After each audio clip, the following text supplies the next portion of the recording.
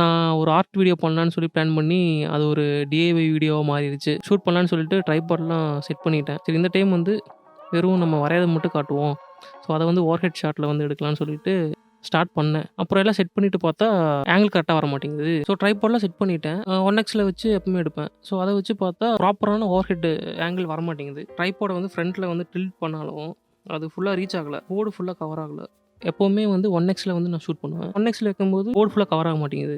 ஆங்கிளும் ப்ராப்பரா வர மாட்டேங்குது. ஸோ நெக்ஸ்ட் என்ன பண்ணேன், 2xல வச்சு எடுத்து பார்ப்போம்னு சொல்லிட்டு 2xல வச்சு எடுத்து பார்த்தேன். ஸோ ட்ரைபாடும் வந்து என்னால மேக்ஸிமம் ரீச் பண்ண முடியல. ட்ரைபாட் லெக்ஸும் வந்து அந்த போர்டும் ரொம்ப முட்டிக்குது. அதுக்கு மேல என்னால ரீச் பண்ண முடியல. இதுவே வந்து ட்ரைபாட் வித் மோனோபாட்ன்னு சொல்லிட்டு ஒண்ணு இருக்கு. ஸோ அத யூஸ் பண்ணியிருந்தேன்னா, ஓவர்ஹெட் ஷாட்டுக்கு வந்து நான் ஈஸியா யூஸ் பண்ணியிருக்கலாம். ஸோ அந்த ஆப்ஷன் வந்து நான் வச்சிருக்க ட்ரைபாட்ல இல்ல. நான் சேர்ல உட்காந்து வரையறதுக்கும் கொஞ்சம் சிரமமா இருக்கும். சிரமமா இல்ல, உட்காரவே முடியாது சொல்லப்போனா. சரி அடுத்து என்ன யோசிச்சேன், ட்ரைபாட தூக்கி டிராயிங் போர்டு மேலே வச்சுட்டேன். ஆனா என்னன்னா, ட்ரைபாடோட லெக் தெரியுது. சரி இப்போ மைக் ஸ்டாண்ட் இருக்கு. ஸோ அத வச்சு எதாவது ட்ரை பண்ணலாமான்னு சொல்லிட்டு டிராயிங் போர்டில ஃபிக்ஸ் பண்ணேன். மைக் கூட அந்த அட்டாச்மெண்ட் வரும். கழட்டிட்டு அதில எதாவது பண்ண முடியுமான்னு பார்த்தேன். அதில எதுவும் பண்ண முடியல. எனக்கு தேவையானது வந்து பார்த்தீங்கன்னா, 1.4 இன்ச்சு ஒரு போல்ட் வேணும்.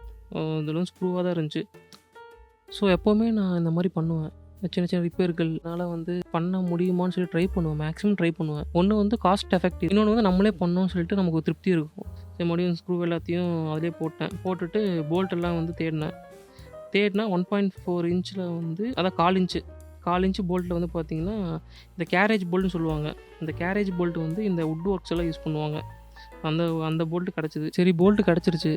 ஸோ அடுத்து என்ன, இப்போ வீடியோ ஸ்டார்ட் பண்ணிடுவோன்னு சொல்லிட்டு ஸ்டாண்டில் மாட்டி பார்த்தா இடிக்குது. போல்ட்டோட ஹெட் வந்து உள்ள ஸ்டக் ஆயிருக்கு. சரி நெக்ஸ்ட்டு வந்து என்ன பண்ணலான்னா, ஒன்று ஹெட்டை வந்து கட் பண்ணணும். என்கிட்ட ஹேக்ஸா பிளேடு மட்டும் தான் இருக்குது. இப்போ ஃப்ரேம் இல்லை. சரி ஏன் கை ரத்த கலரி ஆக்கிட்டு அறுத்துட்டு இருக்கணும்னு சொல்லிட்டு என்ன பண்ணேன், ஃபைல் இருக்கு என்கிட்ட. கிரைண்ட் பண்ண ஸ்டார்ட் பண்ணேன். என்னோட கெட்ட நேரமா என்னன்னு தெரியல, ஃபைல் பண்ணுறேன். போல்ட் ஸ்ட்ராங்காக இருக்குது. தேய்க்கிறேன் கிரைண்ட் இது தேவை மாட்டேங்குது. அப்புறம் எப்படியோ ஒரு வழியாக ஃபைல் பண்ணிட்டேன். ஸோ ஃபைல் பண்ணி அது உள்ளே ஸ்டக் ஆகாமல் இருக்கிற அளவுக்கு பண்ணிட்டேன். அப்புறம் கொஞ்சம் இந்த பர்ரெலாம் இருந்துச்சு, அதெல்லாம் சாண்ட் பேப்பர் வச்சு கொஞ்சம் நீட்டாக க்ளீன் பண்ணி எல்லாம் ரெடி பண்ணிட்டேன். ரெடி பண்ணிவிட்டு வந்து ஃபிக்ஸ் பண்ணேன். பரவாயில்ல, கரெக்டாக நினச்ச மாதிரியே வந்து செட் ஆயிடுச்சு உள்ள.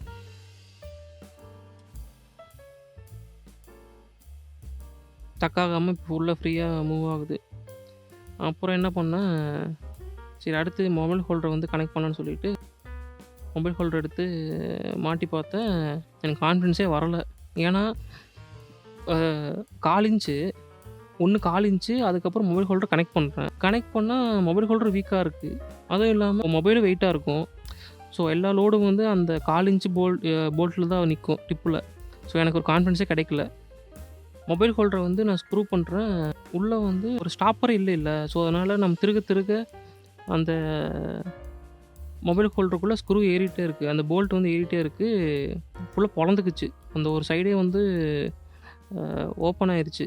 ஆஹா இது வேலைக்காகாதுன்னு சொல்லிட்டு என்ன பண்ணேன், மறுபடியும் மொபைல் ஹோல்டரை ஃபோன்லேயே மாட்டினேன். மாட்டிட்டு சரி ஓகே, மொபைல் ஹோல்டர் போட்டு நம்ம செக் பண்ணுவோம். ஏன்னா இல்லாதனால தானே அது ரொம்ப வெளியே வருது. இப்போது நான் அந்த போல்ட்டோட ஹெட்டை வந்து நான் கட் பண்ணி எடுத்திருந்தேன்னா எந்த பிரச்சனையும் இல்லை. அப்படியே வந்து ஃபிக்ஸ் பண்ணி ஈஸியாக டைட் பண்ணியிருக்கலாம். அப்புறம் மறுபடியும் கீழே இறக்கி போல்ட்டை வந்து ஸ்க்ரூ பண்ணிவிட்டு மறுபடியும் அந்த ஆர்மை டைட் பண்ணிட்டேன். ஓகேஷாக வந்து ஹோல்ட் பண்ணுது. ஆனால் லைட்டாக அந்த ஒரு ஃப்ரீ மூமெண்ட் இருக்குது. நான் நினச்சி பார்த்த அளவுக்கு இல்லை. இப்போது ட்ரைபாடில் குவிக் ரிலீஸ் பிளேட்னு ஒன்று இருக்குது. ஸோ அது வந்து பார்த்திங்கன்னா மொபைல் ஹோல்டரை வந்து ஸ்ட்ராங்காக ஹோல்ட் பண்ணும். ஏன்னா அதுலேயும் வந்து உங்களுக்கு 1/4 இன்ச்சு அந்த ஸ்க்ரூ தான் இருக்குது. அது வந்து கீழே இருக்க பேஸ் பிளேட் வந்து ஸ்ட்ராங்காக பிடிச்சிக்கும். ஸோ அதுக்கு ரீப்ளேஸ்மெண்ட் என்ன பண்ணலான்னு பார்த்தா, என்கிட்ட இருக்கிறது நட்டு வாசரு. அதை எடுத்தேன். கரெக்டாக அந்த குவிக் ரிலீஸ் பிளேட் அளவுக்கு நான் செட் பண்ணேன். அந்த ஸ்க்ரூ லென்த்துக்கு செட் பண்ணிவிட்டு வாசர் வந்து போட்டேன். போட்டுட்டு இப்போ வந்து மொபைல் ஹோல்டரை வந்து கனெக்ட் பண்ணேன். கரெக்டாக இருக்கா அப்படின்ட்டு பார்த்தா ஃப்ரீயாக போகுது.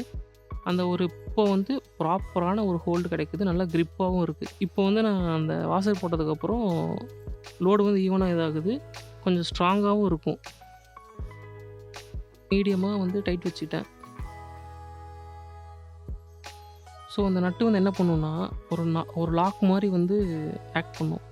ஸோ நம்மளுக்கு ஏற்ற அளவுக்கு நம்ம அதை செட் பண்ணிக்கலாம். ஒன்று வந்து ஆங்கிள் வந்து செட் பண்ணுறதுக்கு யூஸ் ஆகும். இன்னொன்று வந்து ஃபேமாக வந்து அந்த வாசரையும் மொபைல் ஹோல்டரையும் வந்து பிடிச்சி வச்சுக்கும்.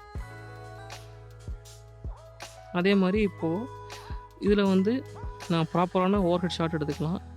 செகண்ட் வந்து ஆங்கிளும் வந்து வேரி பண்ணிக்கலாம். இப்போ எனக்கு ஏற்ற மாதிரி வேரி பண்ணும்போது நான் கொஞ்சம் லைட்டாக வந்து நட்டை லூஸ் பண்ணிவிட்டு ஆங்கிளை செட் பண்ணிவிட்டு நட்டை டைட் பண்ணால் போதும். அது ஃபேமாக வந்து நின்றுக்கும். ஸோ இப்போ பார்த்தீங்கன்னா எனக்கு வந்து ஒரு ப்ராப்பரான ஒரு ஓவர் ஹெட் மொபைல் ஸ்டாண்ட் வந்து கிடச்சிருச்சு. ஸோ இப்போ என்னால் அந்த நான் நினச்ச ஒரு ப்ராப்பரான ஒரு ஆங்கிளில் என்னால் ஷூட் பண்ண முடியுது. அதே மாதிரி நான் சொன்ன மாதிரி அந்த நட்டை வந்து நம்ம அட்ஜஸ்ட் பண்ணோன்னா நம்ம ஆங்கிளும் வேரி பண்ணிக்கலாம். ஸோ இது பார்த்திங்கன்னா காஸ்ட் எஃபெக்டிவாகவும் இருக்குது, சேம் டைம் வந்து ஒரு மன திருப்தியும் கிடைக்குது. ஸோ நான் நினச்சி பார்த்த மாதிரி ஒரு செட்டப் வந்து எனக்கு கிடச்சிருச்சு. அப்புறம் லெஃப்ட்டு ரைட்டும் மூவ் ஆகிக்கும்.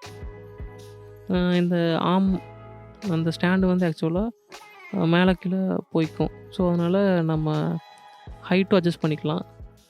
கண்டிப்பாக அடுத்த வீடியோ பெயிண்டிங் வீடியோவாக தான் இருக்கும். ஸோ சேம் செட்டப் வச்சு அதை நான் பண்ண போகிறேன். ஸோ உங்கள் கருத்துக்களை வந்து இந்த வீடியோ உங்களுக்கு எப்படி பிடிச்சது அப்படின்னு சொல்லிட்டு கமெண்ட்டில் சொல்லுங்கள். பிடிச்சா லைக் பண்ணுங்கள், என் சேனலுக்கு வந்து சப்ஸ்கிரைப் பண்ணுங்கள். So thank you. நெக்ஸ்ட் வீடியோவில் பார்க்கலாம்.